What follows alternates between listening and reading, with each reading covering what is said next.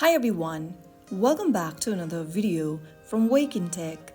Today I'm going to be guiding you through how to remove watchlist from your Crunchyroll application using your mobile device.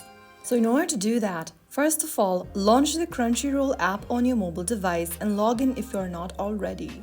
Now from the home page, tap on My List at the bottom. Inside the Watchlist tab, you will see the shows that you've added to your watch list. Go ahead and scroll through the list and then tap on the three dot right next to it. Now, in the pop-up, click on Remove from Watch List. Now your watch list will be removed. You can also go ahead and repeat this step for multiple watch lists as well.